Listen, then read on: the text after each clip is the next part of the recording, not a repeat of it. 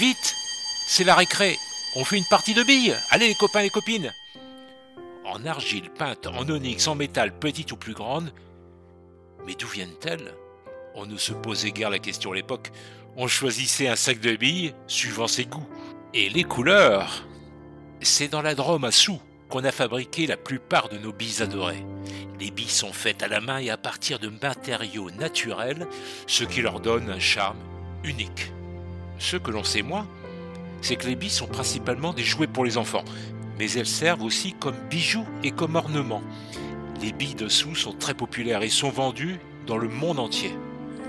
Le processus de fabrication est quand même complexe. Il faut choisir les matériaux, l'argile, le bois, le métal et la pierre. Ces matériaux sont ensuite travaillés à la main pour créer des billes. Les artisans façonnent ensuite à l'aide d'outils spécialisés et forment des billes. Elles sont ensuite peintes et décorées à la main. Elles sont prêtes à être utilisées. Un vrai travail d'artisan. Elles ont permis de préserver la culture et l'histoire de la région. Grâce à un homme, en 1871, Alexandre Barral, un industriel de la région, se rend au bord du Rhin et débauche les habitants d'un village entier d'Alsaciens qui acceptent de s'installer dans la Drôme. Et la production de la bille se met en place en 1876. C'est la première usine à billes et taille de pierre en petits cubes pour fabriquer les billes et les calots. La région offre de la pierre d'onyx et de la bonne pierre grise dans des carrières à Cobonne et à Beaufort. On obtient des billes ou goubilles de 18 mm, des calots de 20 mm ou des biscayens de 34 mm, colorés dans un bain de mélange de poudre d'aniline et de soufre. Et voilà, elles sont fin prêtes. Alors on s'agrandit. En 1920, une nouvelle usine est créée dans les bâtiments d'un ancien moulinage de soie sur l'emplacement d'un vieux moulin à foulon, desservi par le canal des moulins d'Aoust, bien placé afin d'utiliser la force motrice de l'eau du canal de la Gervanne à la scie. Cela dure jusqu'en 1928 dans cette usine des Foulons.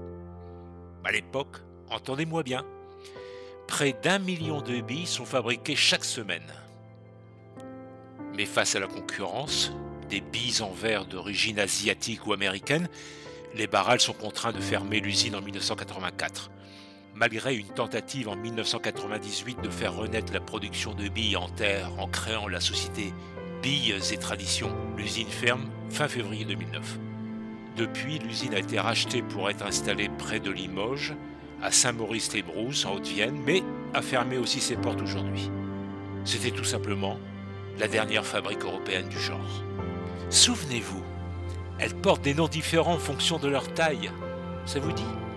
Tétine, Mini, Normal, Boulet ou Berlon, Maxi Boulet, Biscayen, Boulard, Maxi Boulard, Mini Calot, Calot, Maxi Calot, Super Calot géant, Mammouth, Aigle, Caille, Bigaro. Elles peuvent être en verre, en argile, en pierre, en bois, en acier, en terre, voire en marbre. D'où le terme de marble pour désigner des billes en anglais.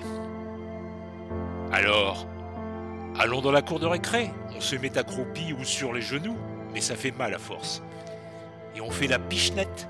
Un coup où la bille roule sur le sol, la main est posée au sol, la bille est tenue entre l'ongle du pouce et l'index, et on pousse sur son pouce pour la tirer ou pour pointer. La toupie. On tient la bille entre les doigts et on la lance en faisant tourner la main. Que de souvenirs.